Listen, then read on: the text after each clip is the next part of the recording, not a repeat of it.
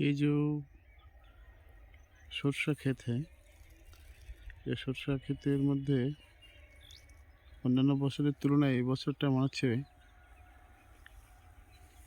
এই চাষাবাদের পরিমাণটা ভালো হবে, কারণ শীতের পরিমাণটা বেশি থাকার জন্যে এবারের গাছের যে স্বাস্থ্য সেটা ঠিকঠাক আছে। অন্যান্য বছরে শীতের পরিমাণটা কম থাকার জন্যে ঠিক এইরকম মানে সরষে গাছের স্বাস্থ্যটা ঠিক এরকম থাকে না। মানে যত শীতের পরিমাণ বাড়বে সরষে ক্ষেতের সরষার ক্ষেতের যে বিভিন্ন রকমের রোগ বিসুখ সেটাও কম দেখা যাবে। সেজন্য অন্যান্য বছরের তুলনায় এবারটা খুব সুন্দর হয়েছে। দেখা যাচ্ছে এদিকে শুধু সবুজ আর সবুজ, চারিদিকটা শুধু সবুজ, তার মাঝখানে এইরকম হলুদ রঙের কোনো একটা গালিচা মাঠের মধ্যে ছড়িয়ে দেওয়া হয়েছে। দেখতে এক অদ্ভুত রকমের সৌন্দর্য। মাঠে এলে এক একটা সময় এক এক রকমের অনুভূতি হয়। এই শস্যটা উঠে যাওয়ার পরে তখন আবার যখন মাঠে আসবে তখন পুরোটাই সবুজে ভরি হয়ে থাকবে, তো ধান, তখন ধান চাষ হবে। এখন এই শস্য চাষটা অন্য দিক থেকে আজকে যখন ট্রেনে করে ফিরছিলাম তখন দেখছিলাম, কয়েকটা ভিডিও আমি আপলোডও করেছি, শর্ট ভিডিও, সেখানে গম চাষ এবং ভুট্টা চাষ ব্যাপক পরিমাণে ওদিকটায় গম চাষ হয়, আর আমাদের এই সাইডটাতে শস্য হয়। ওরা গম চাষ করার পরে পাট চাষ করে, কারণ গমের একটুখানি টাইম বেশি লাগে। আর আমরা এখানে যেহেতু সর্ষে চাষ করি, তাই সর্ষে চাষ করার পরে আবার এখানে ধান শুরু হয়।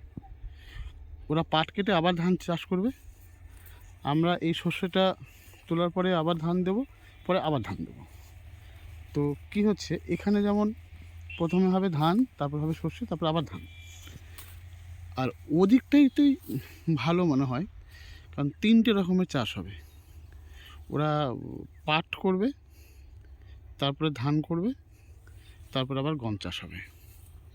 তো তুলনামূলকভাবে এই যে চাষের পরিবর্তনটা করলে পরে কি হয়, মাটির উর্বরতাটা বাড়ে। আর জমিতে যেসব সারগুলো প্রয়োগ করা হয় সে সারগুলো এক এক রকমের চাষ সবটাই নিতে পারে না, কিছুটা রেখে যায়। তো এরকম সাইকেল অনুযায়ী যদি চাষ করা হয় তাহলে কি হবে, যে চাষের জন্য যেটা কিছুটা জমিতে থেকেই যায়, পুনরায় ওই চাষটা করলে পরে কি হয়, ওটা নিয়ে নিতে পারে। সেই জন্য চাষের মধ্যে মাঝে মাঝে পরিবর্তন আনতে হয়। আমাদের এটা মানে একটা রীতিগত পদ্ধতির মতো হয়ে গেছে। আবার ওই দিকটায় যেটা দেখা যাচ্ছে, ওরা কি করছে, ওরা ওই মানে কমনই হয়ে যাচ্ছে, কিন্তু মাঝে মাঝে ধানটা তো থাকবেই, কিন্তু ওই গমের পরিবর্তে যদি সর্ষে চাষ করা হয় তাহলে মনে হয় আরেকটু ভালো হবে। আমাদের যেমন এই সর্ষের পরিবর্তে যদি আমরা একটু গম চাষ করতে পারি তাহলে মনে হয় ভালো হয়। এরকমভাবে করাটা উচিত। ওকে, হ্যাঁ, এই আর কি।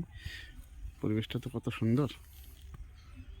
এটা রৌদ্র উঠলে পরে আরও বিভৎস দেখা যাবে। রৌদ্রের পরিমাণটা তুলনামূলকভাবে কম আসার জন্যে অতটা ভালো বোঝা যাচ্ছে না, এই আর কি। ওকে, আজকের জন্য এটুকুই।